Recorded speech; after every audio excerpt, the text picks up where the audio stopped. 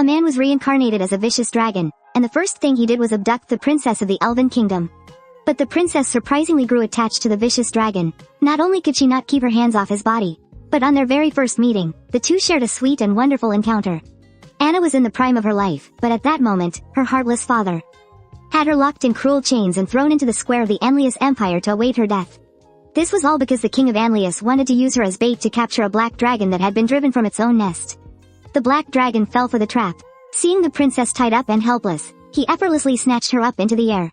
The wizard, Mason, immediately brandished his staff and launched an attack. At the same time, several soldiers unleashed a volley of arrows like a sudden downpour, but they were all deflected by the black dragon's tough hide. Seeing this, Mason immediately gathered his power and unleashed a secret spell. A moment later, a bolt of purple lightning struck the black dragon's wing. It let out a pained roar, but the wound wasn't fatal. In the end, the black dragon dragged its injured body, carrying Anna, and took refuge in a cave before collapsing into unconsciousness. But when the black dragon opened its eyes again, it had a different soul. Sun Yan cursed out loud. Hearing his own voice, he froze. What was that sound? Was that me speaking? Startled, Sun Yan scrambled to his feet to escape. But he tripped and slammed his head hard on the ground. As he stood back up, he looked at his reflection in the water ahead and was stunned. Don't tell me I actually died in the real world and got reincarnated as a dragon? He struggled to accept it. Then, he turned and saw his own tattered wing, and he couldn't help but start to cry. Why did I have to be a crippled dragon? Just then, a pair of beautiful, delicate feet caught his eye. He moved closer and saw that it was a girl. From the looks of it, though, she seemed to be badly injured. Just as he was wondering if he should give her some dragon-to-human resuscitation, a system suddenly appeared before his eyes. And it looked like there wasn't just one. Sun Yan's eyes widened as he stared at the countless systems. He couldn't help but feel smug. Could I be the legendary chosen one? Due to the excessive number of systems, they began to merge automatically, becoming what would be known as the Vicious Dragon System. And this system was right up his alley. It had a special female NPC affinity feature. This could trigger special abilities, and he could earn system points by killing members of the Forces of Justice or other players. These system points could be used to upgrade various parts of his body.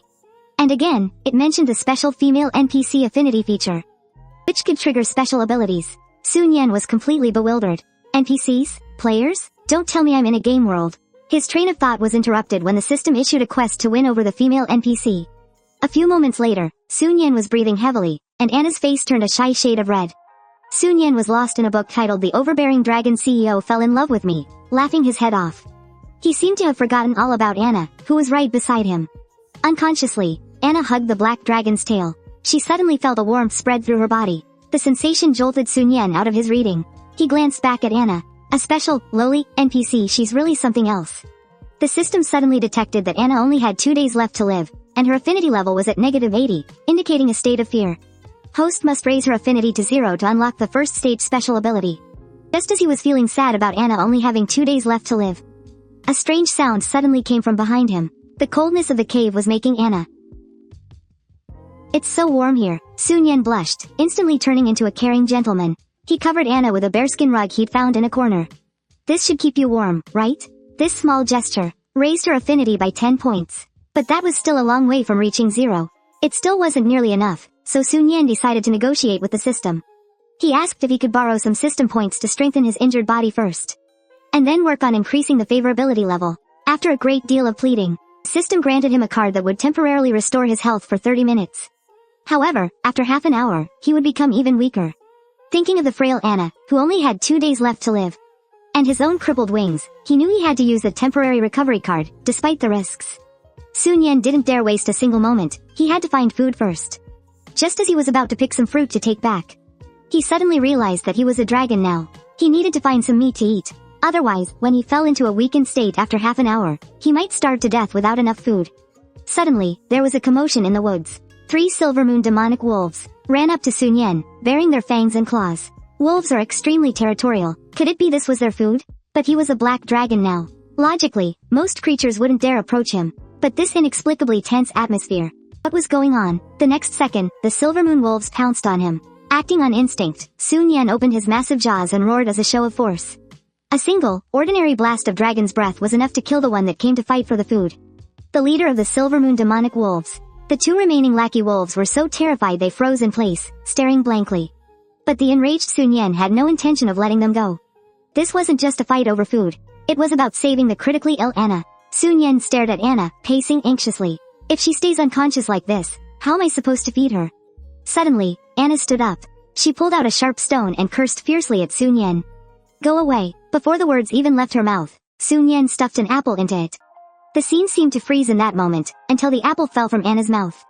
With a sob in her voice, she sounded incredibly wronged. Mr. Dragon, are you going to eat me? Sun Yan looked at Anna, completely at a loss. And no, of course not. But in Anna's eyes, he was a ferocious beast, roaring right at her. She was so scared she fainted on the spot. Sun Yan was utterly bewildered. How did she faint again? It wasn't until he saw in the system that Anna was in a state of terror that he understood. But right now, the most important thing was to cure her. On the system's recommendation, Sun Yan immediately used the 30 system points he got from killing the demonic wolves to exchange for a medicinal herb, Huang Qin. But Sun Yan had no idea how to use the herb. After thinking it over and over, he finally made an embarrassing decision. Sun Yan first put the herb in his mouth and chewed it. Then, he slowly lowered his head and carefully transferred the concentrated herbal juice from his mouth to Anna's. Very instant Anna swallowed it. The time on Sun Yan's temporary recovery card suddenly ran out. His eyelids felt as if they weighed dozens of times more. Meanwhile, deep in Anna's consciousness, a warm beam of sunlight shone down on her. Following the warm light, she looked up and saw a black dragon in the sky, getting closer and closer to her. Just as it was about to crash into her, Anna's eyes filled with tears and she suddenly woke up. She found herself sheltered beneath a massive wing. The bitter taste in her mouth seemed to be medicine. Looking at the fresh fruit scattered all around her and the residue of the Huang Qin in the dragon's mouth, everything proved that the dragon had saved her. Anna's favorability toward him instantly increased by 60. Afterwards, she gathered her courage and moved closer to Sun Yan. She called out to him several times but got no response. This made Anna subconsciously wonder, could it be because of that time I stabbed him? A sense of guilt compelled her to hope for Sun Yan's speedy recovery, which caused her favorability toward him to rise once more. Congratulations, host. Affection level has met the first stage requirement. Reward: 2,000 system points. Acquired basic devour ability. Eating can rapidly restore stamina. Additionally, it will generate a certain self-healing ability, but your appetite will increase proportionally. A sudden wave of hunger jolted Sun Yan from his dream. When he woke up, he discovered that he had awakened the basic devour ability, and although eating would grant him some self-healing, it also made his entire body ache with hunger. Sun Yan looked down at Anna, who was unconscious on the ground. Right now, she looked more like a delicious meal. He forced himself to swallow. I can't eat her. Besides, her affection level for me is already at 90. Sun Yan suddenly snapped out of his daze. 90? What on earth happened while I was asleep? Don't tell me Anna has already been completely captivated by my charm? Just then, Anna let out a sharp cough, interrupting Sun Yan's fantasy. The system showed that Anna had only 1 day left to live. He immediately tried to ask the system for help, but instead, he saw a notification that he had succeeded in wooing the NPC. Not only did he now have 2,000 system points, but his body also met the conditions for modification. Sun Yan eagerly opened the modification function. It turned out that body modifications were divided into 2 types, internal and external. He thought for a brief moment and ultimately decided to modify his eyeballs first. He could use the ability from this modification, a basic perception, to check on Anna's injuries and see the state of things. And understand them. Yes, that's the one. System, I want to redeem basic insight. Immediately, a stinging pain shot through Sun Yan's eyeballs. Soon, he could see Anna's information. Just as he was thinking it was a miracle Anna was even alive, a voice came from the cave entrance. It's Dragon's Breath. Looks like the dragon is nearby. This group was none other than the Black Bee mercenary group. Their leaders were the Great Knight, Wells, and the Fire Mage, Serena. Hiding in the shadows, Sun Yan could tell they were bad news.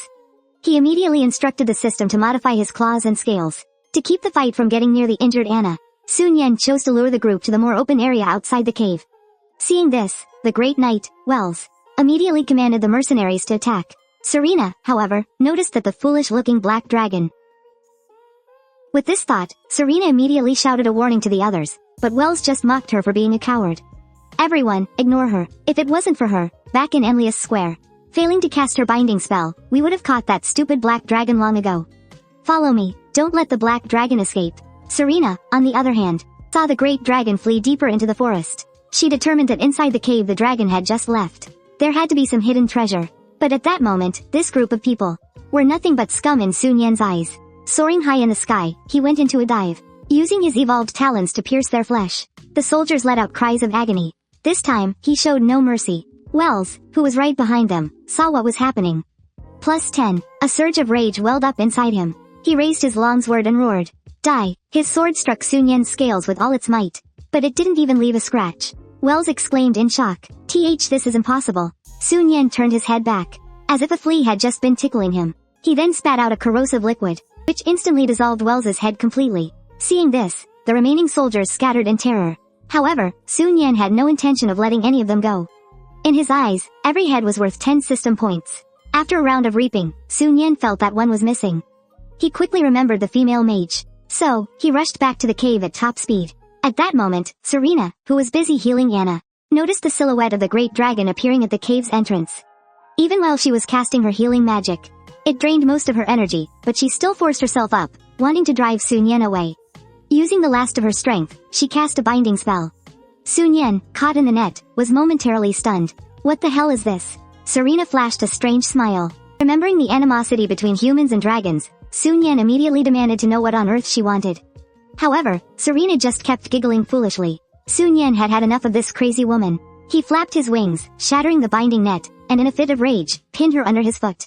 Tell me, who sent you? Sun Yan suddenly realized Serena probably couldn't understand what he was saying, so he immediately had the system enhance and modify his vocal cords. After the modification was complete, Sun Yan questioned her again, who sent you, and what is your purpose? It turned out she was a mercenary for King Andrus. Rumor had it that the Prince of Andrus was lacking in certain areas. And the purpose of this trip was to get a dragon's kidney to invigorate the Prince of Andrus. Sun Yan was instantly furious. But this was bad news for Serena, who was under his foot. Pinned down and unable to breathe, she struggled and said, "Don't press so hard." Meanwhile, because they hadn't captured the dragon, King Andrus flew into a rage. He immediately ordered that at all costs, the dragon must be brought back. As a member of the dragon capturing team, Serena, through her own cleverness, had successfully gotten herself tied to a stone wall by Sun Yan. Considering that Serena had just treated Anna, Sun Yan didn't make things difficult for her. Instead, he urged her to hurry up and continue treating Anna. Serena examined her carefully. Anna's physical condition, her vitality was currently too severely depleted. It wasn't something a single potion could fix. Because Serena wasn't a professional healing mage, there was nothing she could do. Just then, Anna suddenly spoke up. "Mr. Dragon, I'm already very fortunate to have survived this long. It's okay if I can't be healed." Although she said that, the system still detected that Anna's emotions were very unstable and she needed comforting. Hearing this, Sun Yan stared intently at Anna and suddenly swallowed her whole. Serena screamed. She said, "It's okay. That doesn't mean you should eat her." The next second, Sun Yan bit through the chains and spat Anna out, completely unharmed. It turned out Sun Yan wanted to use his dragon saliva to heal her. Then, he picked up the two of them in his mouth, about to leave the cave to find a new home. A moment later, the two of them, their faces beaming with happiness, exclaimed that the delicious smell was almost too much to bear. Just a single barbecue meal was enough to turn the two of them into Sun Yan's little followers. But the aroma also attracted the attention of nearby kobolds. Sun Yan was also dumbfounded. What are these things? The kobolds fell silent the moment they saw Sun Yan. Then they actually clung to him and refused to let go. Not only did they praise him endlessly, they even begged on their knees to become Sun Yan's loyal servants and follow him forever. Sun Yan learned from the system that kobolds are a weak race. They have a blind devotion to the powerful. This made him unable to resist asking, "You're so weak. What use are you to me?" Boli's eyes immediately lit up. "Although we are incredibly weak, we can build a dragon's lair for you. We can also find rare mineral veins." This was too good an opportunity to pass up.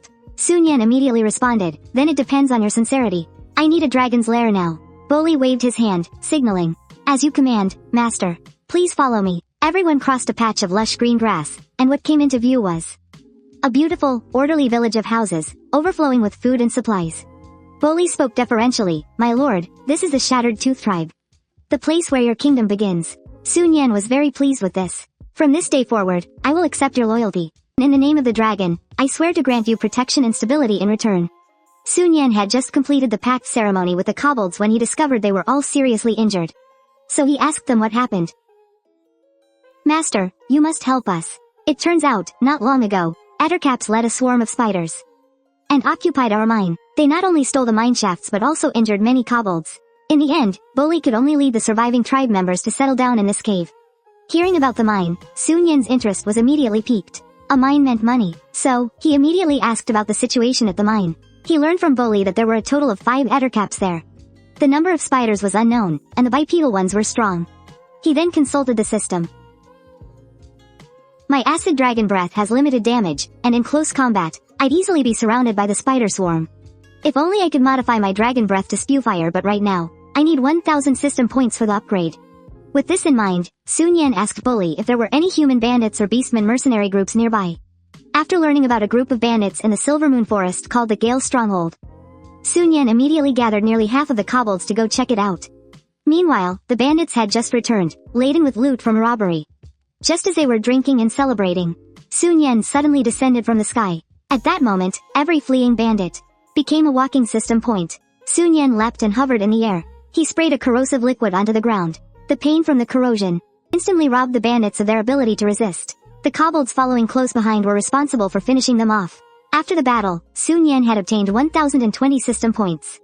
Just enough to upgrade himself. He also seized their supplies and he also found. What excited Sun Yan the most was this transformation potion, which could allow a non-human creature to temporarily transform into a human.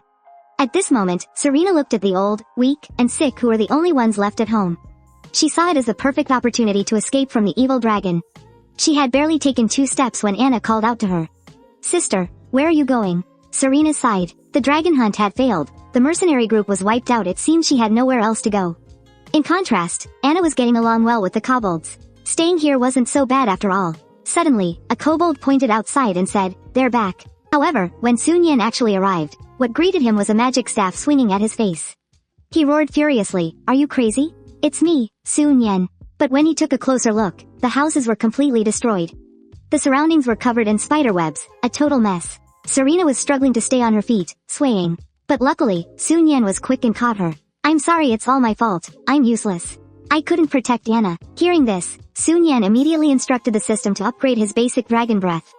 He then had Bully lead the way to the Ettercap lair. But unexpectedly, as soon as he arrived at the lair, Sun Yan was caught fast in a trap set by the giant spiders they kept.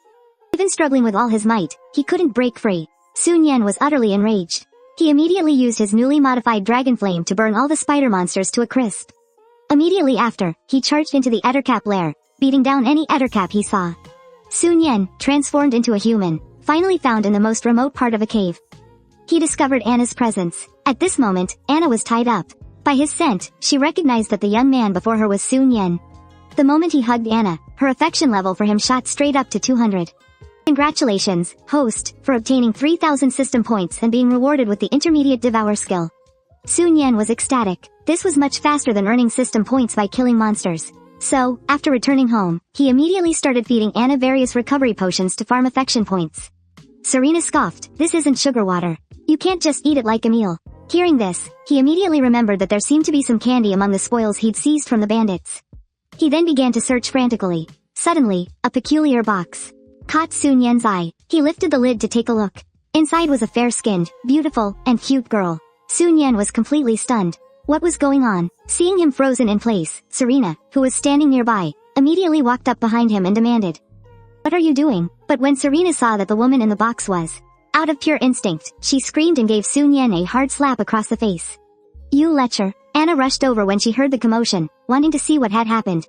But Serena covered her eyes. In the end, however, she couldn't stop Anna's curiosity. Fortunately, the kobold bully testified that the woman was from when they defeated the bandits and had been brought back by accident. Otherwise, he really wouldn't have been able to clear his name. Just then, a grand will enveloped the entire world. Health bars suddenly appeared above Serena's and Anna's heads. The system prompted. Countdown to the arrival of the chosen ones. 3 days. Sun Yan immediately asked the system, "Am I in a game?" It turned out that this wasn't a game world to its inhabitants. It's just that the chosen ones came from another, highly advanced parallel world. The chosen ones' initial resurrection time is 5 seconds. Each time they die, the resurrection time will double, and so on. The host can consider himself to be on the defending side. The gamble has officially begun. The losing side will be utterly destroyed. Sun Yan, without any hesitation, shouldered the responsibility of being the final boss. He immediately ordered Bully, "Scout out the forces of all the magical beasts in the forest within 3 hours." Sun Yan fell into deep thought as he looked at his own stats. Natives killing natives yields no experience boost, but the players don't have such a restriction. Moreover, the number of natives is clearly greater than the players. The essence of the game is the contest between the natives and the players. This was destined to be a battle of unequal resources.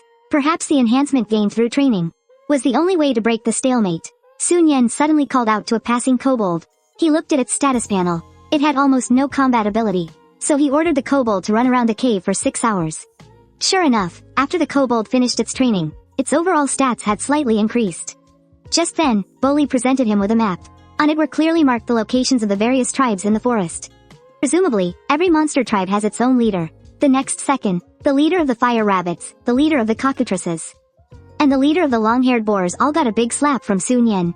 You don't need to be afraid. As I know, the world is about to face a great crisis. We must unite. We must protect the Silvermoon Forest together. After a passionate and stirring speech, the magical beasts were moved to tears. Just as Sun Yan felt like he was running a pyramid scheme, the red-furred rabbit suddenly spoke up. How are we supposed to fight back?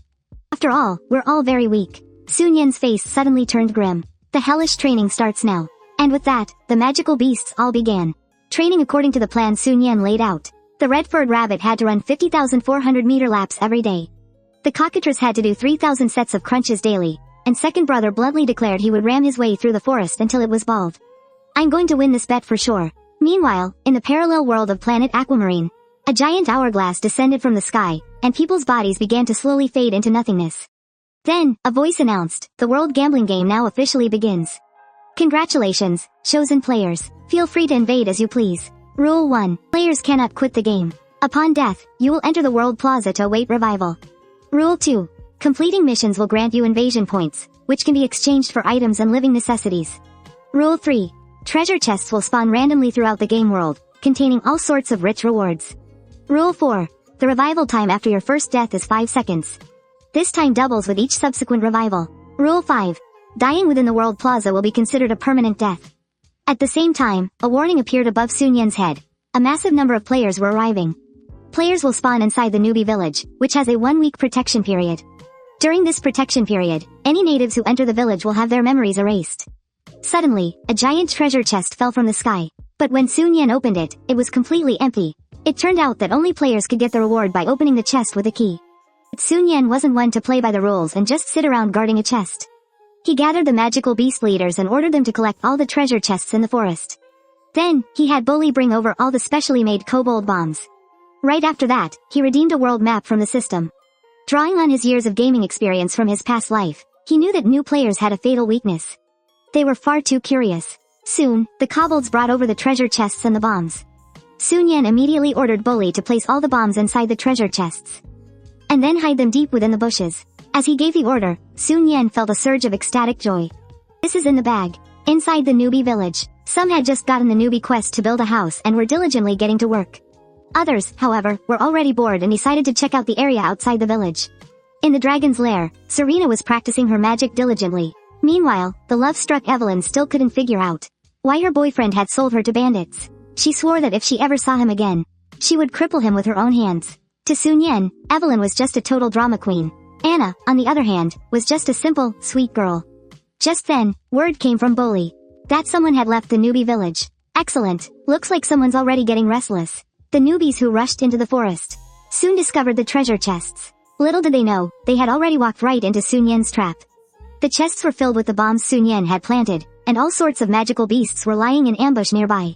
The most lethal of them were the demonic wasps. Only the higher-leveled redhead chose to fight. By the time he realized what was happening, his 2 teammates had vanished. A dark figure flashed past. Sun Yan spread his wings and let out a furious roar at the redhead.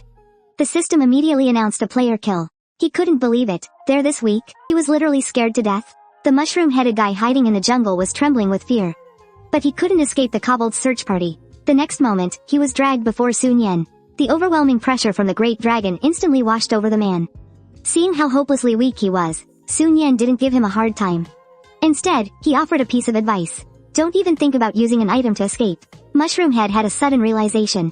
Then, using a speed potion, he vanished before their eyes. 7 days. That's enough time for the players to build a prison of their own. Meanwhile, as Blue Enchantress was making her escape, she happened to find another treasure chest. Since it was silver tier, it required 1,000 invasion points.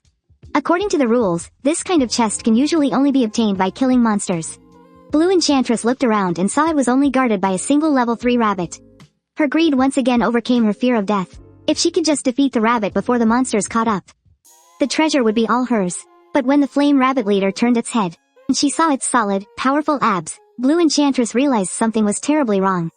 Not only was she punched into a concussion, but she was also threatened by the flame rabbit leader. Open the chest, and I might consider letting you go. With no other choice, she could only spend 1,000 invasion points to open the chest. At the same time, Mushroomhead, who who had fled back to the newbie village, was frantically telling his companions there was a giant dragon in the forest. After seeing Daniel's skeptical look, he pointed to the forest and recounted every single thing that had just happened. At that moment, a girl was still admiring the small cabin she had built, feeling very pleased with herself. It's exactly like the cabin in my dreams. But after Daniel heard what Mushroom Head had to say, he immediately told the girl to tear down her house and contribute the building materials to build walls and arrow towers to fend off the evil dragon. The girl was heartbroken. Why should I? I'm the one who built this house. Inside the dragon's nest, Bully had gathered all the chests that the players had opened, just as Sun Yan had predicted. Every treasure chest opened by the players contained generous rewards. A blueprint, glowing with a faint purple light, caught Sun Yan's intense interest. It was a blueprint for a rocket tower, but the system displayed that it was unusable. Just then, a blue ice mage skillbook made Serena gasp with delight. It made her completely change her tune. Brother Sun Yan, please give this magic book to me? Her words instantly melted the lecherous dragon's heart. But Serena's next words, what, are you in heat or something? Made his heart turn to ash on the spot. Just as Sun Yan was about to get angry, Serena suddenly turned around and gave him a small smile. But I should still thank you. Afterwards, a satisfied Sun Yan went to the only path leading to the dragon's nest. He chose a cliff with a wide open view and landed. Detected. Host has a flame tower blueprint with 5 uses. Sun Yan was stunned. Isn't this the virtual construction frame from simulation games? Now I just need to find a suitable empty space. But the massive amount of materials required for construction had to be sourced himself. At the same time, not only did it require 20 workers, but the construction time was also a full 12 hours. Just then, a voice came from the foot of the mountain. I, Bully, swear to follow you to the death. Master, I've climbed up.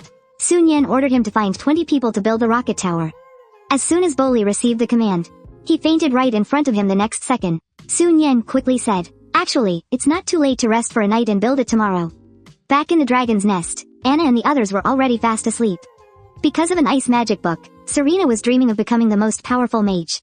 Suddenly, Sun Yan noticed Anna. She seemed very tense as she spoke in her sleep. Demon, go away. But the system encyclopedia showed that demons had disappeared 1,500 years ago. Suddenly, Anna's eyes turned blood red. Deep within her consciousness was a sea of fire.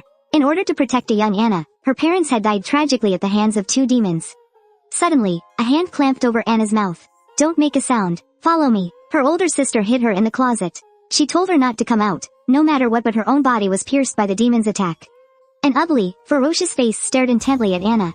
Anna's eyes widened. She was so terrified by the giant figure before her that she couldn't move. And at that moment, Sun Yan, who was watching over Anna, had been giving her medicine for several days in a row, but saw no signs of improvement. Meanwhile, Anna grew increasingly agitated, her red pupils suddenly turning black. She shot up abruptly. Anna, you're awake. Sun Yan stepped forward to ask what was wrong, only to be struck squarely in the chest by Anna, who sent him flying into the stone wall of the dragon's nest. Hearing the commotion, Selena opened her eyes and snapped at Sun Yan. What are you doing here in the middle of the night? Are you up to something? Sun Yan was on the verge of tears. Anna, she's gone. Without a moment's hesitation, they went to find her, following a massive disturbance down by the river. They found Anna somehow fighting a rock-shelled crocodile several times her own size. Selena was dumbfounded, but only Sun Yan noticed that Anna's health bar had turned an almost transparent red. Soon, Anna lost consciousness and fell from the sky as the giant crocodile opened its massive jaws below. Luckily, Sun Yan reacted in time, unleashing his dragon's breath to drive the crocodile away. But just as he saved Anna and was bringing her back to the ground, the crocodile ambushed him, sinking its teeth into his wing. Underwater, his dragon's breath was useless. And since the crocodile's hide was incredibly thick and tough, Sun Yan was quickly on the losing end. In the nick of time, he had the system enhance his scales, claws, and his ability to breathe underwater. This upgrade also left Sun Yan deep in debt for system points. On the shore, Selena screamed Sun Yan's name, but got no response. Just as she thought Sun Yan had been eaten by the crocodile, meaning she wouldn't have to return his magic book. Sun Yan burst out of the water, having pierced the crocodile's chest with his dragon claws, and soared into the sky. Back on solid ground, Sun Yan now had the upper hand. With a single whip of his tail, he sent the still-falling crocodile smashing into the trees. He then pried open the crocodile's jaws and blasted it with dragon breath. Afterwards, he tossed the carcass aside. Selena, drawn by the scent, came running. That smells amazing. And so, they feasted on flash-roasted giant crocodile. System prompt. Devoured rock-shelled crocodile. Obtained low-tier, non-elemental magic core. Sun Yan wondered, could it be that this monster had formed a magic core? And that's why Anna came here. Lifespan. 24. When he looked over at Anna, her status read, afflicted with a severe illness, with only 24 days of life remaining. Even the system didn't know what disease Anna had. The only option now was to find a cleric. Sun Yan had assumed Selena would know where to find one. But mercenary groups only carry potions, so she had no idea either. Evelyn suddenly spoke up. There are clerics in the Anlius Empire. But in your current form, you'll definitely be hunted down by the city's hunters. Fortunately, Sun Yan still had 6 transformation potions left, which was more than enough to take Anna for treatment. Without waiting for dawn, Sun Yan arrived in the Anlius Empire, following the directions Evelyn had given him. Sun Yan finally found a cleric's cottage. Excuse me, is Cleric Rob here? After calling out a few times with no response, he kicked the door in. The young medical assistant inside was so startled she fell right to the floor. Sun Yan felt terrible about it. Turned out she was an intern cleric named Bala. It's fine, just pay 50 silver coins for the broken door and we'll call it even. Unfortunately, my teacher, Master Rob, is currently treating the Anlius prince for erectile dysfunction. I'm not sure when he'll be back. Sun Yan was at a complete loss. Bala, however, immediately recognized Anna as an elf and started gushing over her fluffy ears. Then, her expression suddenly turned grim. She's sick and she doesn't have much time left. But don't worry just yet. Even though I'm an intern priest, I can still treat illnesses. Bala then motioned for Sun Yan to place Anna on the treatment table. He first leaned over Anna, sniffing her scent repeatedly. Then, he licked Anna's cheek before finally lying on her chest to listen to her heartbeat. Suddenly, Bala's expression grew tense and he said, I found it. She's been afflicted by a vicious curse. Her symptoms are merely a byproduct of it. This curse is extremely aggressive and will drain all the strength from its victim. When it flares up, her whole body will go into a frenzy, and each rampage consumes her life force. There are 2 ways to break the curse. One is for the caster to remove it themselves. Another is to kill the caster. But there is also one other special treatment method, and that is to replace the cursed heart. Bala suddenly pointed at Sun Yan's chest. A dragon's heart would be best. But Sun Yan completely disagreed. This was because Bala, the intern priest, was the type who had to look through a book just to cast a basic healing spell. After the healing magic was cast on Anna, she opened her eyes and actually spoke, Mr. Dragon, where are we? Having guessed Sun Yan was a dragon, Bala was now even more convinced that he was the black dragon recently hunted by the mercenary group. However, embracing the priest's creed to accept all beings, Bala did not report him to King Anrius. Instead, he wanted to use this opportunity to perform a live heart transplant surgery. Get the treatment now and you can enjoy a 20% discount. On the surface, Sun Yan didn't refuse. He just waited until Bala was preparing his tools, then quietly slipped away with Anna. After returning to the forest, Sun Yan discovered that the kobolds had finished building the flame tower. However, according to the system, 1 arrow every 10 seconds on full auto was too slow. So, he ordered Boli to aim at the rock wall and test its firepower. Boli aimed at the wall. At Sun Yan's command, a giant arrow engulfed in flames shot out. The moment it hit the rock wall, it caused a massive explosion. Sun Yan was stunned, so there was a reason for the slow attack speed. He realized that constructions built by different job classes had different effects. So, would using different magical creatures to operate it produce a similar effect? Sun Yan immediately sent Boli to find 20 flame rabbits. The flame rabbits were a bit scared and didn't dare go inside. But the system prompted, with non-standard soldiers, the flame tower will now mutate. Continue? It was just as Sun Yan had predicted. The flame tower would mutate based on the innate abilities of the magical creatures themselves. Although these arrow towers were enough to defend the dragon's nest, their range and speed still needed improvement. According to the system prompt, as long as he collected 3 high-grade fire element magical beast crystal cores, he could upgrade the flame tower. Sun Yan suddenly remembered the time deep in the forest, when he killed the rock-shelled giant crocodile and obtained a low-grade magic core. Looks like I'll have to make another trip. Just then, Anna suddenly appeared and said, Serena and Evelyn are fighting. An image immediately appeared in Sun Yan's mind. The 2 fighting tooth and nail, with the loser running to him to complain. Big brother dragon, it hurts so much. Anna suddenly interrupted his daydream. If you don't stop them, the dragon's lair will be blown to bits. Only then did Sun Yan remember that the 2 of them were mages. Fortunately, the 2 weren't fighting with magic. Seeing this, a wave of anger surged through Sun Yan. He transformed into a dragon and roared, both of you, stop it right now. Anna seized the opportunity to explain. Sister Serena failed to practice a magic skill. But Evelyn learned it with just one look. And then they started fighting. Upon learning they were fighting so fiercely over such a trivial matter, Sun Yan was so angry he was practically fuming. If there's a next time, just fight hand to hand. Don't ever use magic. Selena was so angry she ran outside the cave to vent. Why can't I learn it? Inside the dragon's lair, Sun Yan was hit by falling debris. The next second, he immediately ran outside the cave to make her stop. Selena, looking as wronged as a child, said, I feel so useless. Sun Yan interrupted her. If one path doesn't work, just find another. You're so fierce, I think you're quite suited for practicing black magic. Although black magic is considered an outlier among mages, I still have to thank you. The next day, in the middle layer of the Silvermoon Forest, a few young people were hiding in the bushes. They stared intently at the blazing rabbits, waiting for a chance to hunt. But they didn't know this was a group of highly trained rabbits. Each rabbit could unleash astonishing power.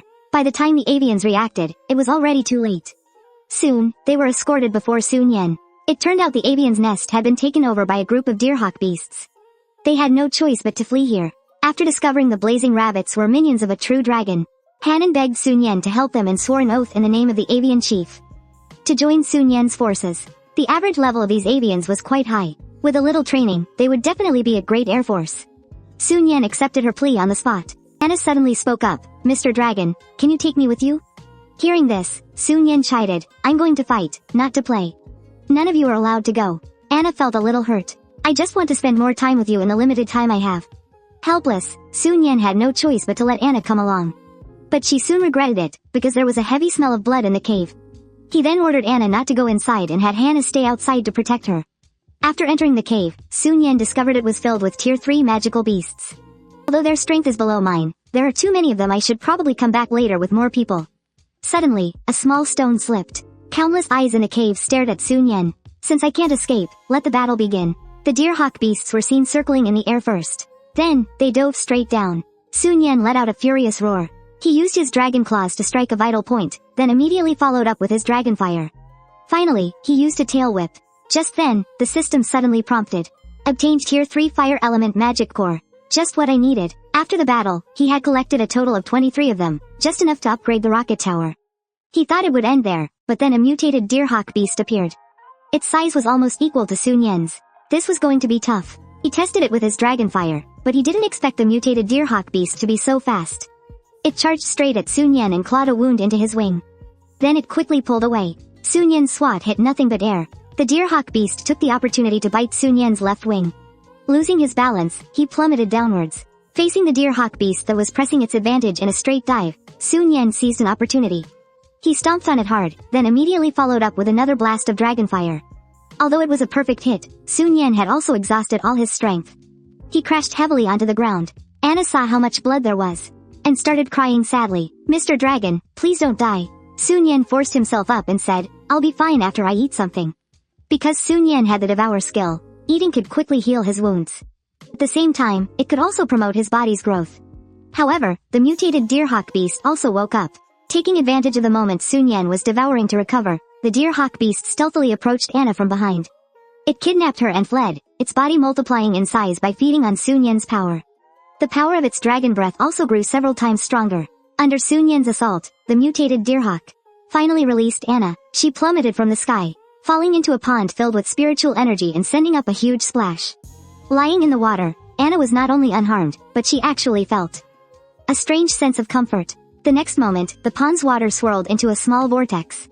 Then, a figure emerged from the depths. To her surprise, it was the guardian of the spring. Like Anna, she was also an elf. But Anna couldn't hold back her tears. "Sister, is it really you? You're alive?" It turned out this being was merely a manifestation of power from the person in her deepest memories, one that could take the form of an elf.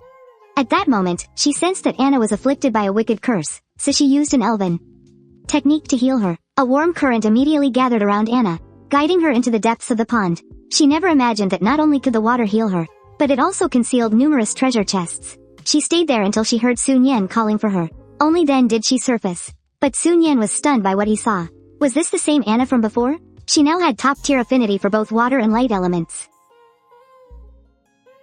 For skills, she had gained 2 new passives and a light spell.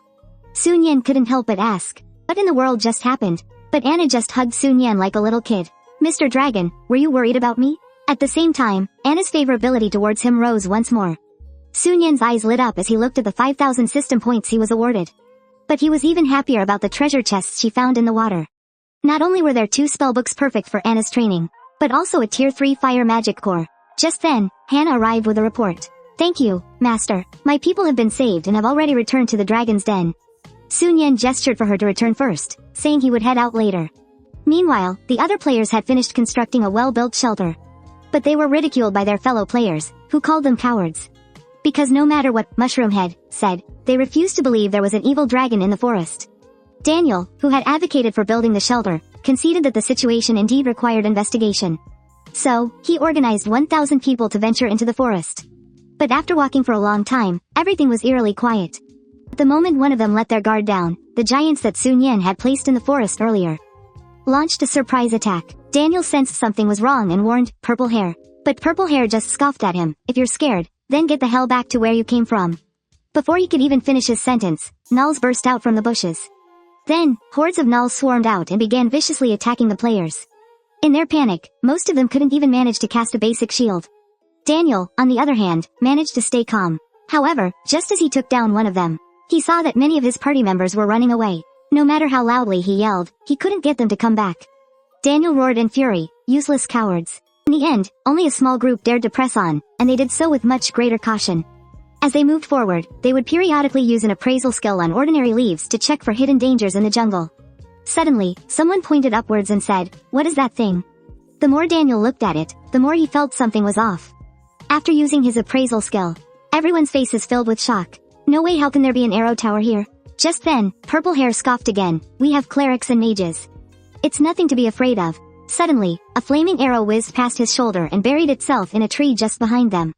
Suddenly, the panel on its back flipped open, and a large amount of green gas instantly billowed out. Daniel quickly covered his mouth and nose. "It's poison gas. Protect yourselves." Immediately after, cannonballs rained down on the group. This evil dragon had awakened the advanced Devour ability. Whatever it eats strengthens its body. Devouring stones reinforces its scales. Devouring gold enhances its fire resistance, and devouring silver enhances its poison resistance. By chance, she discovered that devouring living creatures could boost all of her stats. Which is why she now only wants to devour foolish humans. Because a group of self-righteous players had barged into the dragon's nest. But at this moment, they were scattered by the rocket towers Sun Yan had set up beforehand. They were attacked until they were fleeing in all directions. Only a few of the higher level players could cast shields to defend themselves. But when Sun Yan flashed across the sky, Daniel's hands and feet trembled with fear. So there really is a dragon. Looks like that coward wasn't lying after all. But if I just run away, what makes me any different from him? He gripped the sword in his hand tightly. It's just one dragon. If I can slay this black dragon, I'll become the top player. Just then, Sun Yan let out a furious roar at the players. Daniel signaled his companions to stay alert. The next second, Sun Yan unleashed her dragon's breath. The players, all in the same boat, combined their strength to block Sun Yan's attack. A smug look appeared on Daniel's face. "Now that you've used your dragon's breath, it's my turn." He first ordered all the mages in the party through the team channel. "Spread out and focus your attacks. Cover the warriors, let them go around for a sneak attack." Then, he drank a potion that doubled his strength and speed. At the same moment, as all the ice and fire mages launched their attacks, Daniel leapt into the air. "Die, black dragon." Just then, a dazzling white light flashed, and Daniel was caught mid-air. It was Anna and her group, who had arrived to help. Meanwhile, the mages' attacks were completely useless against Sun Yan. Realizing they were no match for the black dragon, the players tried to flee. But it was too late. At Sun Yan's command, hordes of kobolds and giants surged from the tall grass, hunting down the players. In the end, only a small number of players were lucky enough to escape. Bolly pointed at Daniel and asked, "Master, what should we do with this captive?" Sun Yan recognized him at a glance. "Break his arms and legs and lock him up." As soon as the words were out, Sun Yan suddenly felt her head grow heavy. And for some reason, she passed out. While everyone was worried about Sun Yan, Bolly noticed that her entire body was radiating a glorious light. According to the ancestral teachings, this was clearly the sign of a true dragon's ascension. Meanwhile, in Newbie Village number 6, a female player received a mysterious text notification. "Hurry. In the eastern part of Silver Moon Forest, the great dragon has fallen into a deep sleep. Location, Silver Moon Forest. Come and land a hit. Please hurry and land a hit. Come and land a hit." Just as she was cursing out loud about there being spam messages even in a game, a wizard suddenly burst through the door. It turned out he was sent by the king. The wizard, Mason, sent to hunt the black dragon. Just then, another prompt appeared above the woman's head. "Attention! NPC Mason has entered the Newbie Village. A story quest has been triggered. Please choose 1. Kill the NPC, and take his place in an important world quest. Upon completion, you will receive a massive amount of invasion points. 2. Help him complete the important world quest and receive invasion points based on your contribution. 3. Do not participate in the world quest." The woman glanced again at the text about the sleeping dragon. Could it be real? When a manipulative, two-faced woman gets an idea in her head, to what extent can she twist a man around her finger? At this moment, this cringe-worthy guy, he was showing off his 8-pack abs when suddenly, the female village chief burst through the door in a panic. With tears in her eyes, she cried, "Sir Knight, save me." Seeing her smoking hot body, Blaze immediately blushed beet red. "Miss Melinda, weren't you with Master Mezent? Discussing the principles of magic?" As he spoke, Melinda threw herself onto his 8-pack abs. "Yes, but I never expected Master Mezent to lay his hands on me. He said he'd kill me if I didn't submit." Then, Melinda used a charm spell. Blaze was instantly captivated and immediately decided to stand up for her. The next second, he kicked down Mezent's door, his eyes locked on him. "You old bastard." In Anlius, laying a hand on a woman is a capital offense. Mezent, still completely bewildered, was sent flying by Blaze's kick. Then, he was lectured from a moral high ground. It was then that Mezent realized he'd been set up and tried to fight back. But he discovered his magic wasn't working. To think his esteemed superior had so little power. Blaze backed him straight into a corner. Mezent, mustering his courage, yelled, "I was hired by the king himself to slay the dragon." Just then, the village chief walked in, dressed in a very light outfit. "Sir Knight, how could this useless bum possibly slay a dragon? Why don't you kill him, and I'll go with you instead?" Mezent panicked and pointed at her, retorting, "You're nothing but a low-level mage's apprentice." He then begged Blaze not to be deceived by her, but Melinda just sneered. "Did you enjoy that calming tea earlier? I added plenty of special ingredients for you." Realizing this woman was the reason his magic had failed, Mezent roared in fury, "I'll kill you." But Blaze, standing nearby, wouldn't allow anyone to insult his goddess. He lunged forward with a kick, and Melinda seized the opportunity to pull out a dagger and stab him. Then, she feigned terror and threw herself into Blaze's arms. "Sir Knight, help me. He's trying to kill me." Blaze, having lost all reason, stabbed him again on the spot. Melinda's plan had succeeded. Your Ms. Kill Mezent, he will replace task execute the giant beast slaying fail. Afterwards, he led a team of men into the Silver Moon Forest. Meanwhile, the unconscious Sun Yen felt as if he had entered a dream. Suddenly, a dragon dozens of times larger than himself appeared before him. Sun Yen was in awe of the immense size difference. "Are you my ancestor?" The great dragon did not answer, but it sensed that the same bloodline flowed within Sun Yen's veins. So, the great dragon gave Sun Yen a crystal brimming with energy. It then urged him to take it and protect their homeland. But when Sun Yen tried to ask more questions, he was sent flying by a blast of dragon's breath. Staring at the energy crystal before him, Sun Yen instinctively crushed it. Instantly, 100 years of draconic memories flooded his mind. Zaire Kal Zur, Aura of Vigor. It contained all sorts of draconic secret arts and magic. Just then, the crack of a small whip sounded. Sun Yen followed the sound of the whip with his eyes and was immediately infatuated. "Anna, what are you doing here? Dressed like that, the elven princess sure knows how to have fun." She had this lustful dragon completely captivated. In the dream, Sun Yen had inherited the will of the great dragon of Nowlid through the energy crystal. He had also obtained 100 years of accumulated draconic magic. And the moment Sun Yen crushed the crystal, and Anna appeared out of thin air in his dream, claiming she was there to help him train in draconic magic. Looking at Anna's outfit, how could Sun Yen possibly be in the mood to practice magic? Right now, his mind was filled with fantasies of happy times with Anna tied up by that little whip. Suddenly, her expression darkened. "You're not allowed to leave until you've mastered this." That was when Sun Yen saw several flying swords materialize behind Anna. He then realized that the training Anna mentioned wasn't what he had imagined at all. But it was too late to back out. If Sun Yen slacked off for even a moment, he'd be attacked by flying swords. Meanwhile, back in the dragon's lair, things were vulnerable because Sun Yen had sent most of the monsters to defend specific locations, leaving it empty. An army, led by Melinda, was drawing closer to the lair, looking at only Hannah and the cockatrice who remained. Serena was running around like a headless chicken, not knowing what to do. Anna, on the other hand, was able to put herself in someone else's shoes. "If I were Mr. Dragon, what would I do?" "Anna, send 2 harpies immediately. Tell the leader of the leopard wolf tribe that the lair needs reinforcements. Also, tell the flame rabbits to defend the flame tower. The cockatrice will hide in the trees and wait for the right moment to strike. Remember, don't engage them head-on. This time, it's up to us to protect Mr. Dragon." At her words, everyone looked at Anna with newfound respect. But Melinda was no pushover. The moment the cockatrice launched its attack, she spotted it and ducked to evade. It turns out this attack was just a decoy. While everyone's attention was focused ahead, another cockatrice attacked from behind. But they had underestimated Melinda's power, because she had killed Miss Sonti and inherited the power of the Archmage. Now, she was incredibly skilled at casting spells. With just a simple incantation, she created a sea of fire right before them, burning the monsters to a crisp. When they were less than 100 meters from the lair, cannonballs rained down from the flame tower. Bryce cowered behind Melinda like a useless coward, yet had the nerve to claim he was just worried she'd get hurt. Melinda used Bryce as a stepping stone and vaulted into the air. Waving her staff, she unleashed a barrage of fireballs, all hurtling towards the flame tower at once. Hearing the commotion outside, Anna couldn't believe the army had arrived so fast. All she could do was hope that Sun Yan would wake up soon. As if sensing her thoughts, Sun Yan, who was in his training. That's Anna's voice. Are they in danger? As Sun Yan used the disarming spell, the countless flying swords attacking him all fell to the ground. Sun Yan asked the Anna in his dream how he could leave this place.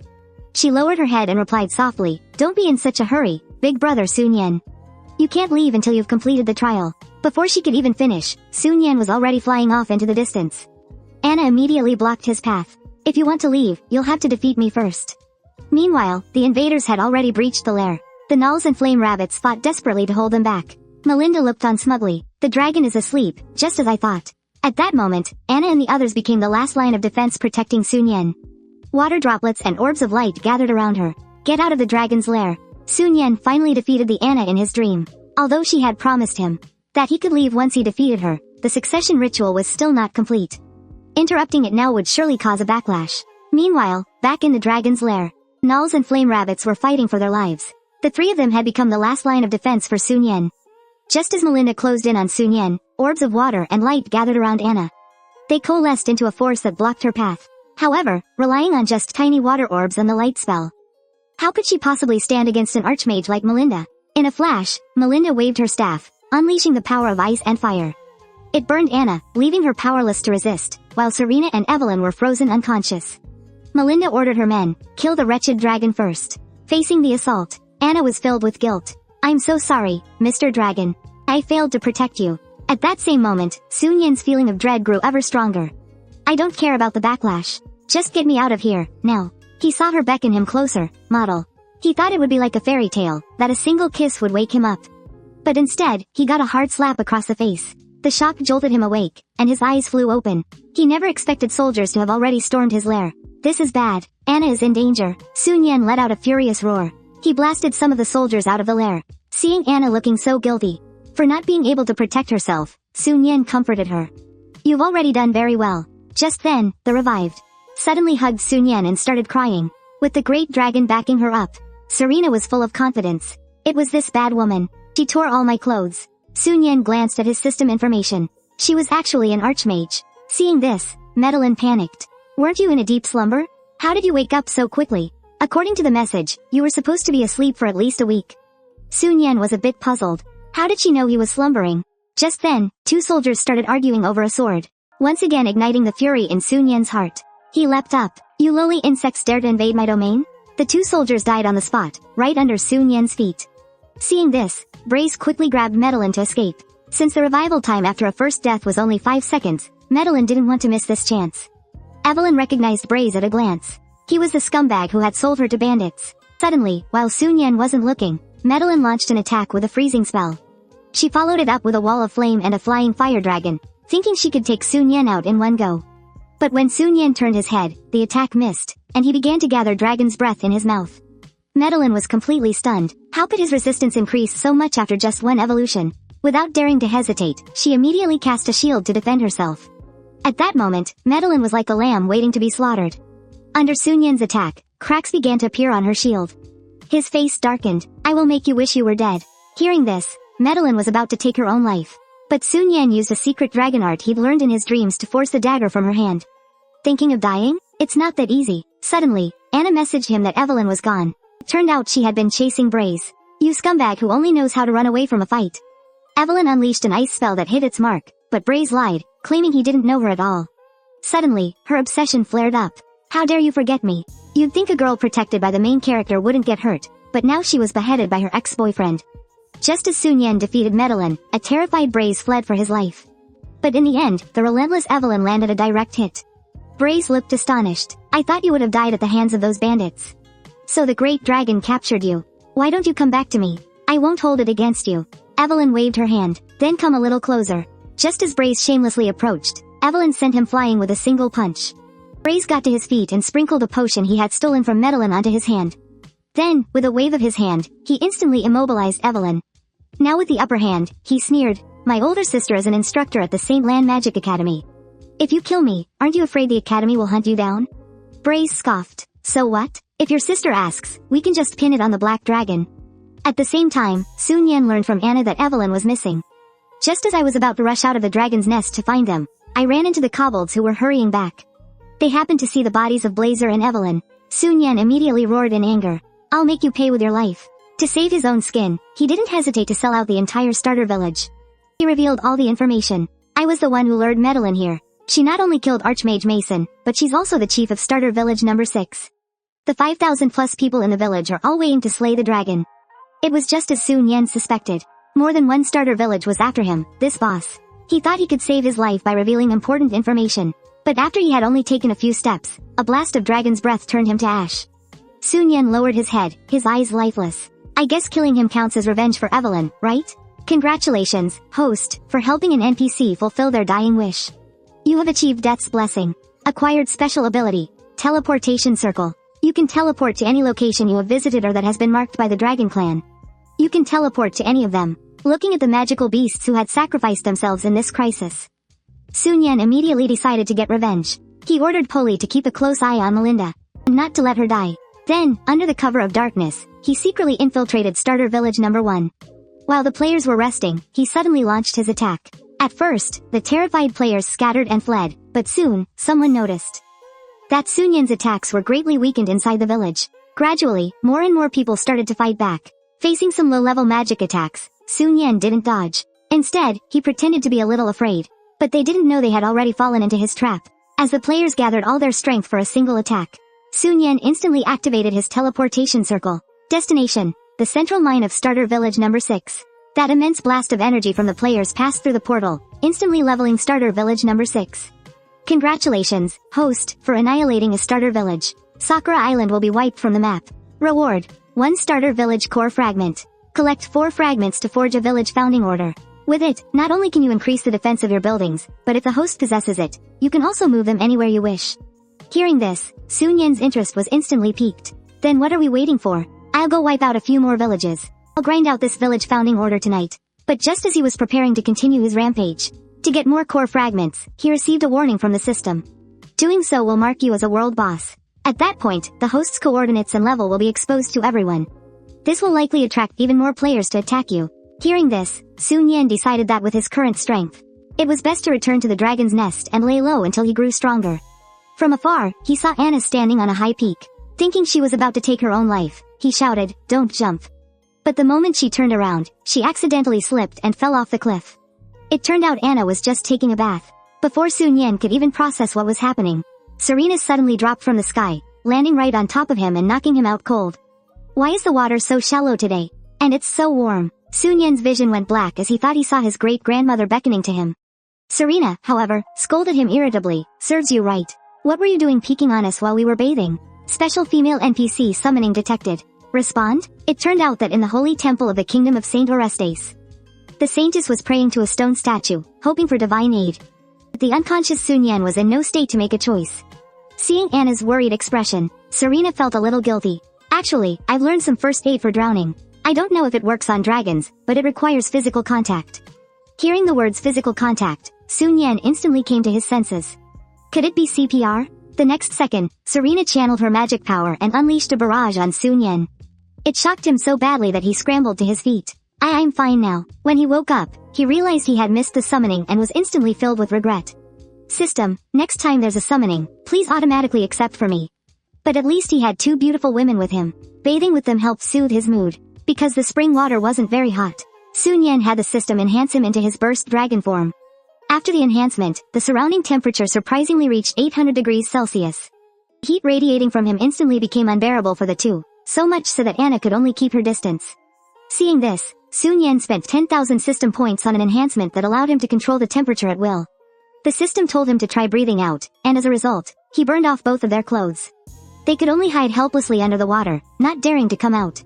Sun Yan, not skimping on system points, immediately got each of them a swimsuit. He hadn't expected the system to even have extra-large swimwear for dragons. Just as Sun Yan was about to play some games with the two, he was suddenly teleported by the system into a holy temple. It turned out the saintess couldn't resist summoning him again, and the system automatically accepted, teleporting him over directly. The saintess couldn't believe that the god's messenger was a black dragon. Her eyes widened as she stared. Did God hear my prayers?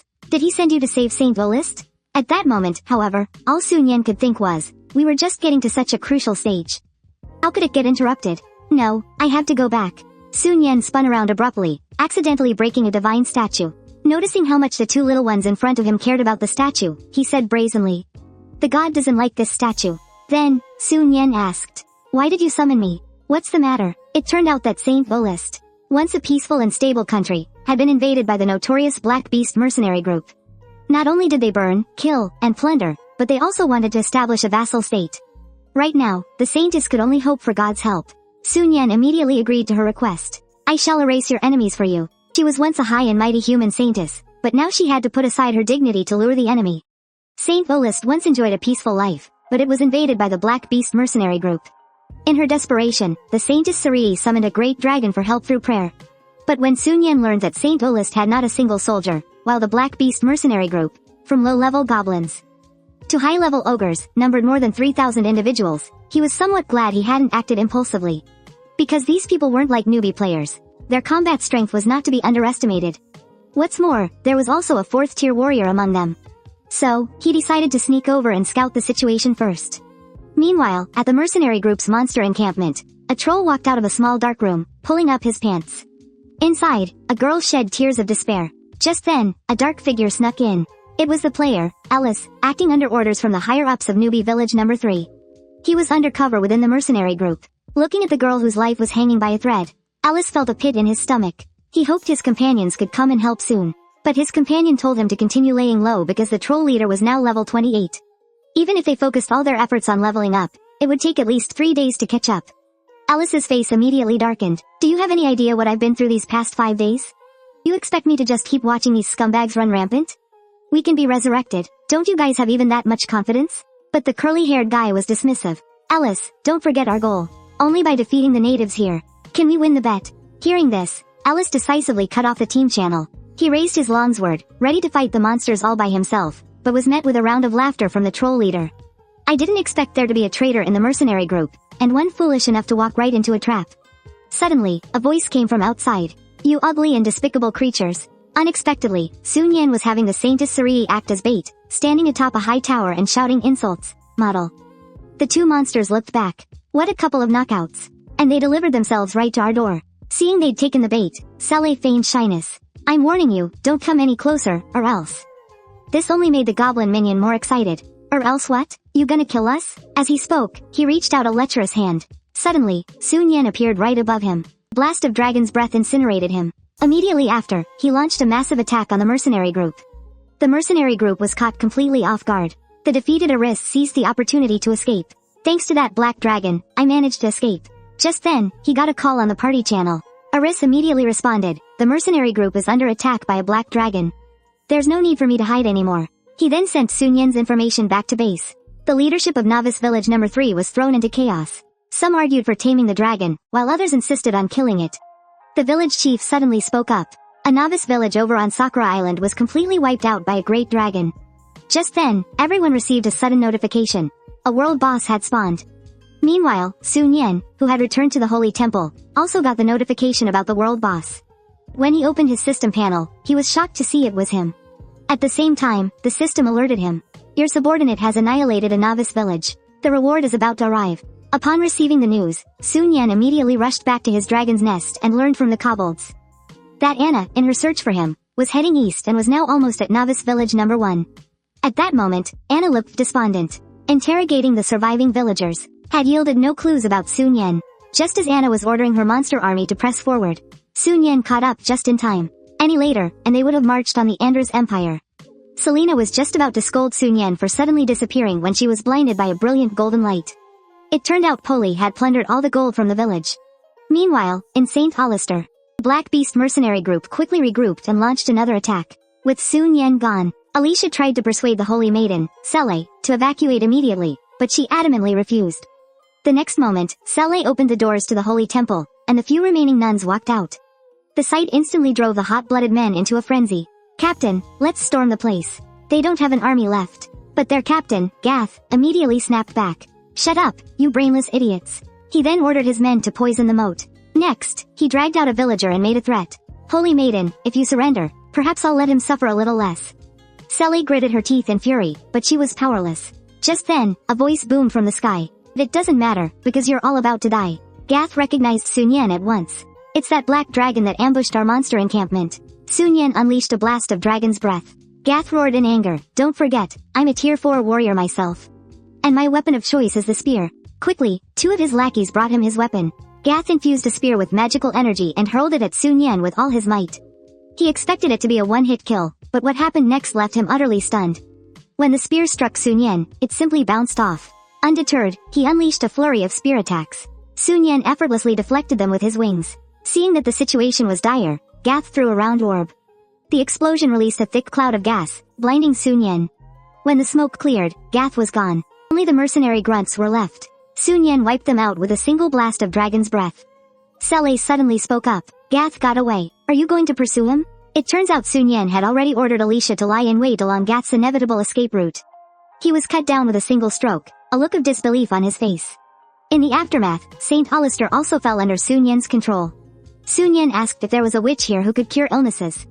In response, Alicia said, "There is a Miko in the 3rd Divine Fortress named Kagaya, but she's always on the move." So, she pleaded with Sun Yan to stay for a few days, promising she would find a Miko's whereabouts as soon as possible. Although Anna's curse had been somewhat relieved, they had to find a Miko to remove it completely. Sun Yan had no choice but to stay. After Ceres returned to her bedroom and fell asleep, her mind was filled with images of Sun Yan's heroic figure. Just then, Alicia came over. "Your Highness, how can you be sleeping at a time like this?" Ceres was utterly confused. She thought the mercenary group had attacked again. Alicia leaned in closer and closer.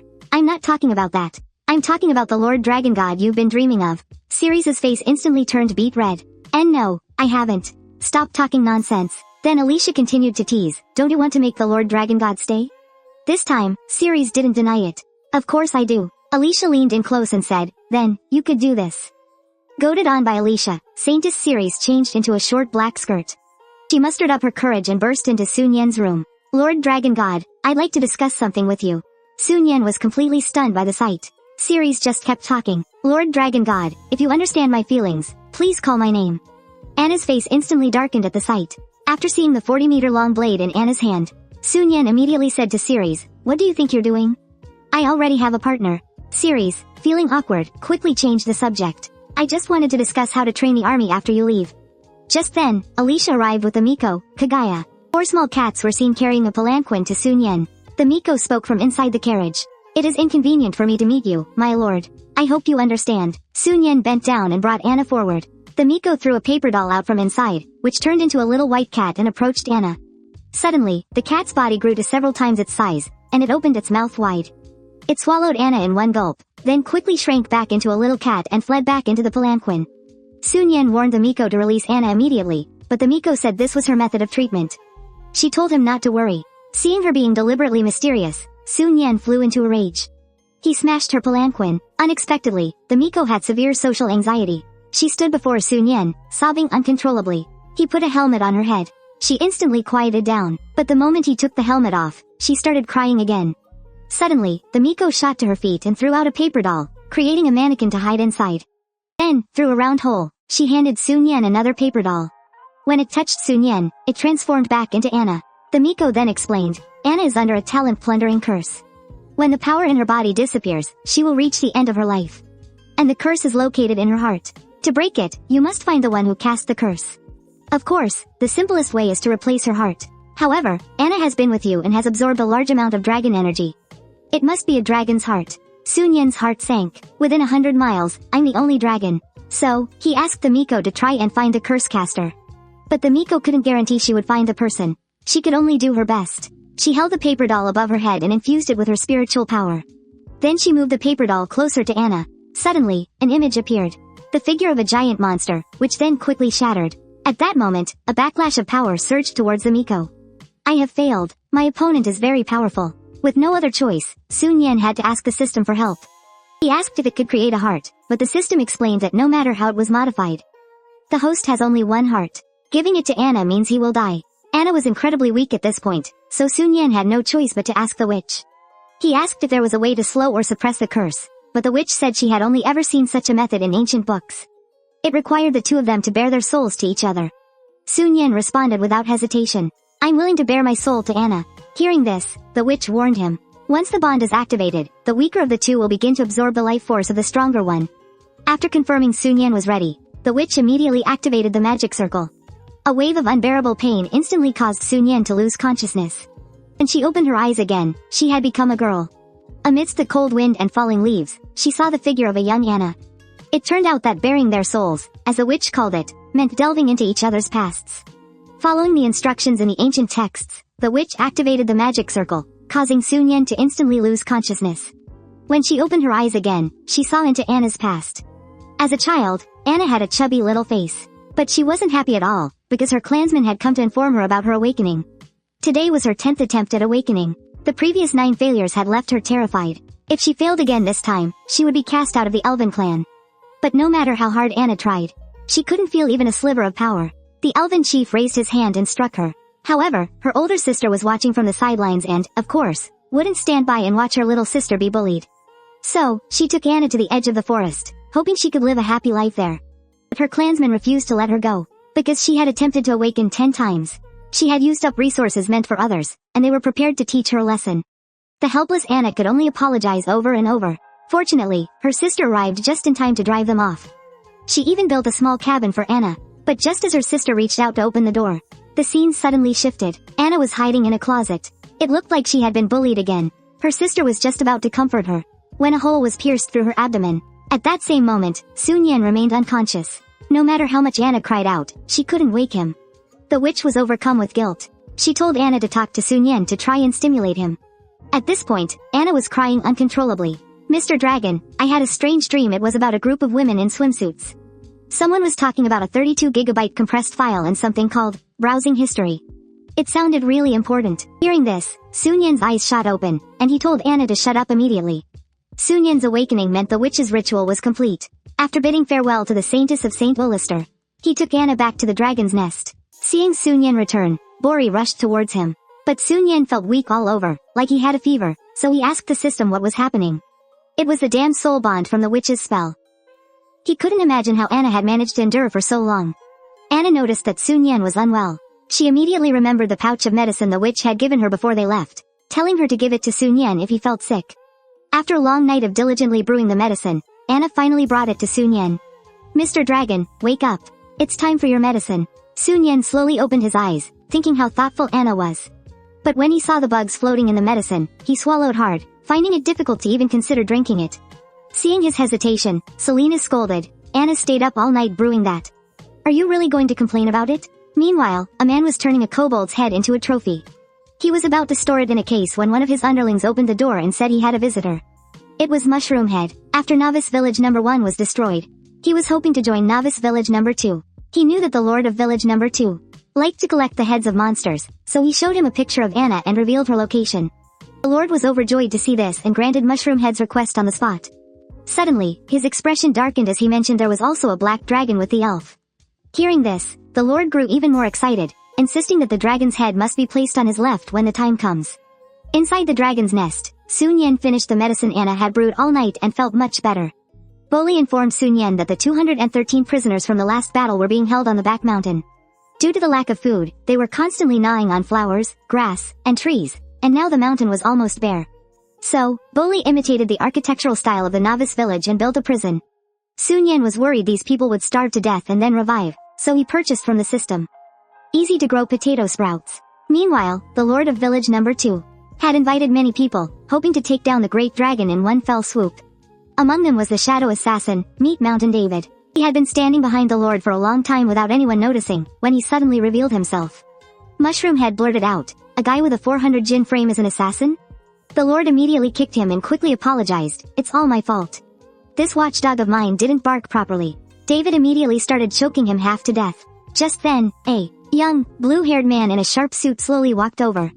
Seeing that everyone was present, the Lord immediately announced they were going to hunt the black dragon. Everyone was shocked. Is it that black dragon that just became a world boss?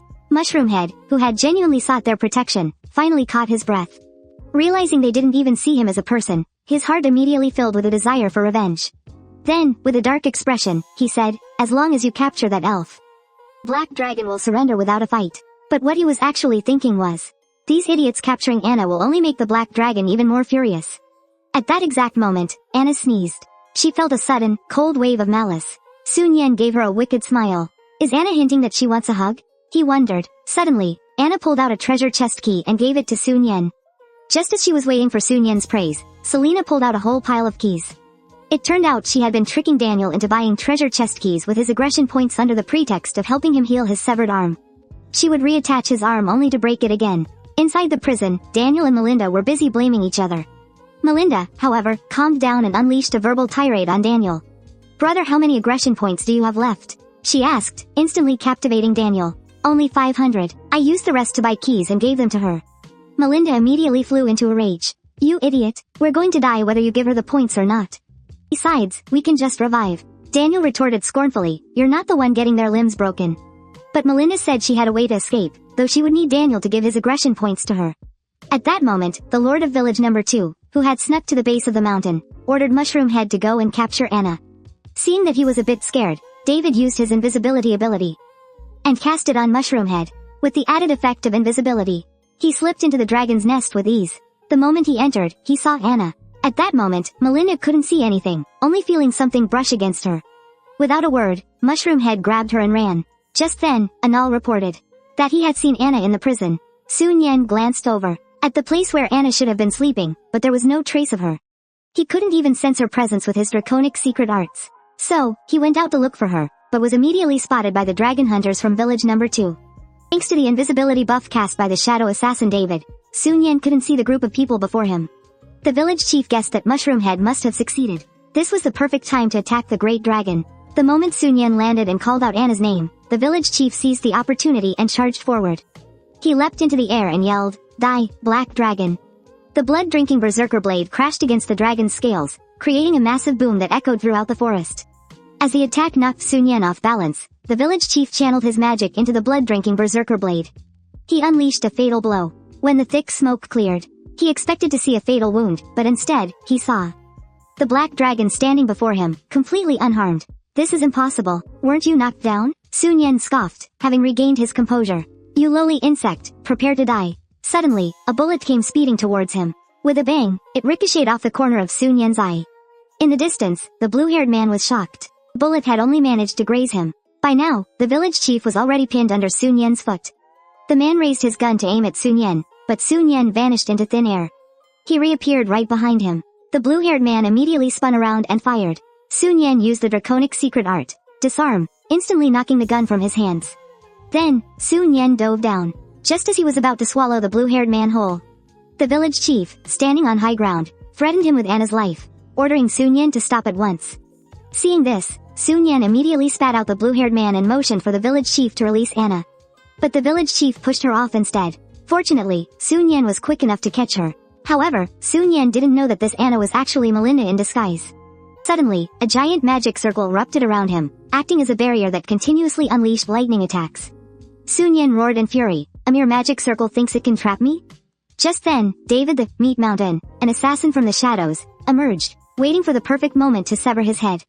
At the village chief's command, a large number of mages simultaneously unleashed a magical bombardment. Worried his dragon's breath might accidentally harm Anna, Sun Yan used his wings to shield her, blocking the barrage of attacks that fell like rain. Melinda, however, was only thinking of using this chance to escape. However, the moment she glanced back, a giant ice spike pierced through her body.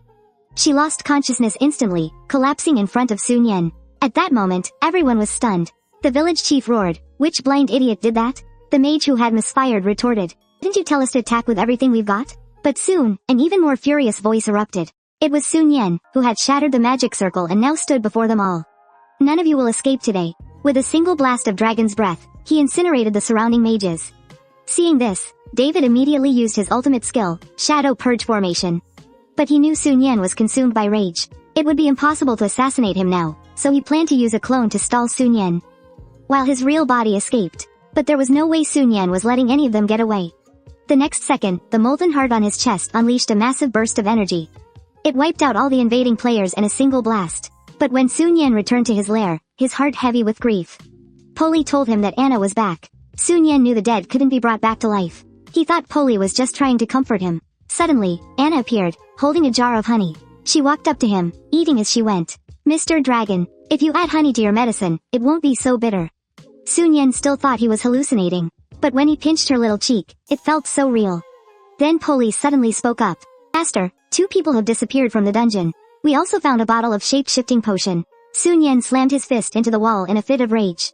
So, you're saying that Anna, who just died, was actually Melinda from the dungeon in disguise? He turned his head and saw Anna looking at him.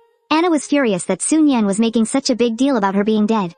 Sun Yan tried to explain, but she wouldn't give him a chance. She didn't speak to him for days. So, Sun Yan decided to vent his frustration on the players. He then asked the system for the locations of other starter villages, but the system advised him against attacking just yet. Because Sun Yan had only been temporarily designated as a world boss.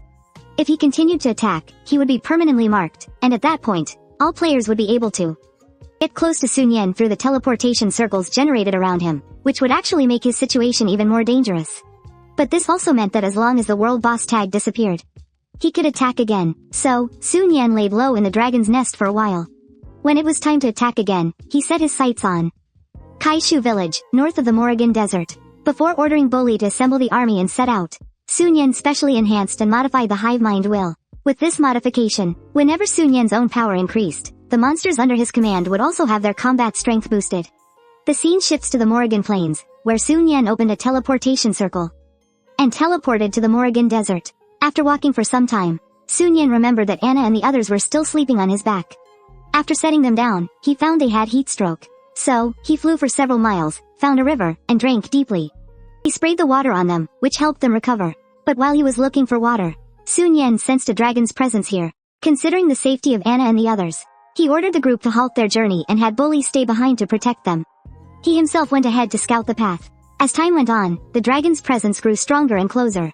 Suddenly, a giant bronze dragon roared at Sun Yan. Knowing that dragons are extremely territorial, Sun Yan didn't want to cause any trouble. He prepared to give the brass ancient dragon, Angus, some gold coins to settle the matter, but the dragon was outrageously greedy. He demanded 1 million gold coins and for Selena to stay behind and keep him company. The money wasn't a big problem for Sun Yan, but leaving Selena behind was absolutely out of the question. Angus, relying on his pure gold aspected bloodline, arrogantly taunted. You, a lowly mongrel dragon of inferior quality, think you have the right to negotiate with me? Seeing that the other dragon wouldn't let him leave, he realized force was the only option. The two dragons stared each other down, circling in the sky. Angus was the first to attack with his dragon breath. Sun Yan swiftly dodged, then suddenly vanished from Angus's sight. The next moment, he swooped down from the sky and took a huge bite. Seeing this, Selena wanted to help out too. But her binding spell accidentally hit Sun Yan. Angus seized the opportunity to take the high ground, prepared to be annihilated at the feet of the Lord of the Desert. He stirred up a sandstorm, blinding Sun Yan. Sun Yan immediately had the system modify his basic all-seeing eye, but it would only last for a short 3 minutes. Angus struck a victor's pose. However, his moment of glory didn't even last 3 seconds. He was hit by a giant boulder thrown by Sun Yan. As the sand settled, Sun Yan picked up another massive rock and shoved it right into Angus's mouth. When Angus came to his senses, he started hopping and jumping around. The sand beneath Sun Yan's feet formed a whirlpool and actually began to move. Selena, who didn't have wings, sank even faster. When Sun Yan opened his eyes again, he was in an underground cavern. He tried to use his dragon breath to blast through the sand, but he received a system notification. The sand structure is extremely unstable. This action will only hasten your death. An unknown power has been detected ahead of the host. Looking up, he saw a giant serpent's skull. Inside a transparent crystal in its mouth, a girl was encased. Meanwhile, Selena was scared to death by skulls. She used her magic to push them back. She continued to explore and eventually saw several stone tablets covered in ancient writing. Could this be the Necronomicon that countless mages flocked to find? Could it be that all these corpses belong to the mages who fought over the Necronomicon? But when she pushed aside the corpse in front of a tablet, she saw it was inscribed with the last words of some great master. Chexia de la Demon. Danger. At the end, there were many other written warnings. At that moment, Sun Yan's eyes met the girl's. The rocks around Serena were constantly breaking loose. At the same time, Sun Yan felt the cave shaking violently. What's going on? Just as the two of them were stunned, Serena dropped down from above. Can't believe everything the inscription said was true. He breathed a long sigh of relief. Thankfully, the inscription had warned me. Absolutely do not read, do not take, and do not make eye contact. A timid voice spoke up. What would happen if you did all of those things? The next second, the crystal began to crack. With a loud bang, the entire thing shattered. A flying shard of rock actually pierced Sun Yan's scales, as streams of dark energy erupted from around Daisy. Her eyes snapped open, free at last. Detecting special female NPC. Host, please proceed to win her over. Right now, Sun Yan was hiding behind Daisy. He was just about to complain to the system that it shouldn't be causing trouble at a time like this, but he ended up alerting Daisy, who was about to leave. Sun Yan and Serena turned and fled. The next second, he found himself lying exhausted on the desert sand. Who knew this crazy woman would break out of the sea of sand so effortlessly? Daisy snapped angrily. Why did you run? I wasn't going to eat you. It turns out she had taken a liking to Sun Yan's perfect scales. Just sitting on them gave her a strange, familiar feeling. She started complaining to Sun Yan.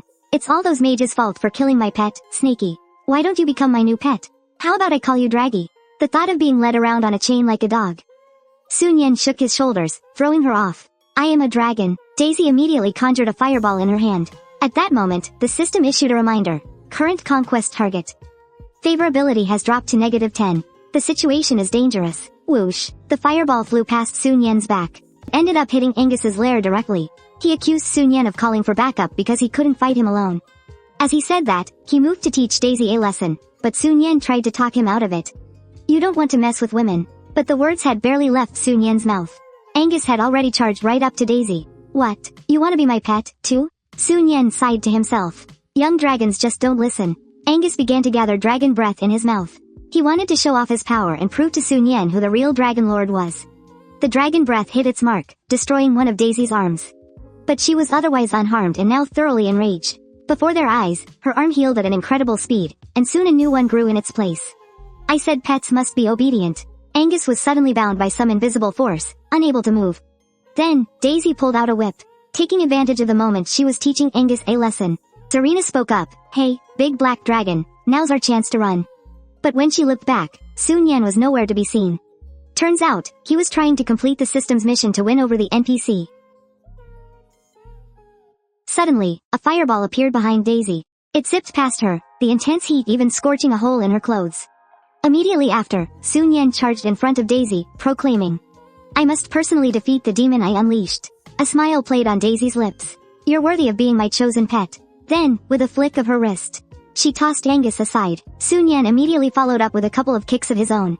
He handed him an IOU. No need to thank me. This is the fee for your rescue. Make sure you pay it back. When Angus saw the amount, his eyes nearly popped out of his head. 1 billion gold coins. The long whip in Daisy's hand suddenly turned blood red. Don't lose focus now, she said as it lashed out with a crack. Sun Yan jumped into the air, hovering. Daisy pressed forward relentlessly. Seeing this, Sun Yan started to activate a contract formation circle. But it needed 10 minutes to fully form, which meant he had to keep Daisy occupied for that long. Sun Yan spun around and clamped his jaw onto her whip, then began pulling with all his might toward the formation circle. He suddenly flipped over, pinning Della under his foot so she couldn't move. But Della, having just broken free from her seal, was extremely sensitive to and terrified of magic circles. He immediately withdrew his whip and summoned a giant serpent from the yellow sand. It opened its cavernous mouth and flew towards Serena, while the magic circle was only a dozen seconds from completion. Although he was reluctant, he couldn't bear the thought of Serena getting hurt. The moment Sun Yan bit the giant serpent, it turned into a skeleton. He signaled for Serena to quickly find a place to hide, but after just 2 steps, she tripped over something. When she looked back, she saw it was the Hubone, inscribed with the forbidden tablet. It was even wearing a ring on one of its fingers. At this moment, Sun Yan was completely powerless against Della. Since you won't listen, I'll just have to pluck your scale fruit. Sun Yan panicked. Wait, we can talk about this. Della's attack suddenly stopped just 1 millimeter away from Sun Yan. The necromancer's earth-trapping spell, how is that possible? I broke that spell 1,000 years ago. It turned out Serena had activated the ring's residual power. Sun Yan once again spent 1,000 system points to generate a contract circle. The contract circle materialized, and Della's expression grew tense. Host, please offer a vessel to bind with Della. Just as Sun Yan stretched out his left palm, the system chimed in again. Contract signed. Seja Daisy has become the host's servant. Sun Yan then turned to look at Angus. You still owe me 1 billion gold coins. I'll give you 2 choices. Either become my vassal, or I'll skin you, pull your tendons, and turn you into equipment. Angus retorted angrily, kill me, and you'll be hunted by the Dragon Protection Alliance. It turned out Angus was a pitiful creature himself. 1,000 years ago, there were tens of thousands of dragons on Dragon Island. Then one day, a group of humans invaded. They discovered that every part of a dragon was a treasure. And so, the merciless hunt began. Angus's family was killed right before his eyes. Because of the dragon's incredibly long growth cycle, very few of them survived to this day. The 2 surviving adult dragons established the Dragon Protection Alliance. Any dragon who followed the rules could find sanctuary there. But in Sun Yan's eyes, they were nothing more than bunch of useless trash who did nothing but eat, sleep, and fight amongst themselves. This was because when Sun Yan was first reborn into this world, he had been driven out of the dragon's nest. Yet, Angus was immensely proud of the alliance. Kill me, and the Dragon Alliance will hunt you to the ends of the earth. You'll be eating slugs every day. Furious, Sun Yan walked up and kicked him. If you won't become my vassal, I'll make you eat slugs right now. Under this combination of threats and promises, Angus also became Sun Yan's vassal. Just then, Anna arrived with an army of magical beasts. Following the system's guidance, Sun Yan quickly found the novice village. Bori took out a new type of bomb, specially made by the kobolds. Compared to ordinary bombs, it wasn't just dozens of times more powerful, but it could also release poisonous gas. At Sun Yan's command, the kobolds first launched a long-range artillery attack. After knocking out the guards on the walls, the gnolls grabbed their clubs. And along with the army of blazing hairs, they all charged into the novice village. Then, Sun Yan signaled for Angus to follow him and unleash his dragon's breath on the center of the village. Angus was confused. The humans haven't done anything to us. Why do we have to slaughter them all? But he was met with Sun Yan's furious scolding. You fool, why do you think there are fewer and fewer dragons? Angus still didn't understand, and Sun Yan's face darkened instantly. It's because humans have taken our living space and slaughtered our kind without mercy. They even rip out dragon hearts to soak in wine or mix with rice. They call themselves dragon slayers, and stand on our corpses to flaunt their power. If we let them go, more of our people will suffer a brutal death. Upon hearing this, Angus's face darkened. The next moment, the two dragons flew above the village, wreaking havoc. The blonde man immediately ordered the mage players to cast shields on the warriors. Then, they were to cast slowing spells to hold back the dragons. Finally, he commanded all the warrior players to take out their javelins and throw with all their might. Just as the javelins were rapidly closing in, Sun Yan used the secret dragon art, disarm, causing all the incoming javelins to plummet. They ended up crushing quite a few players to death. As a result, Angus noticed that after they died, they would always emerge from a small room.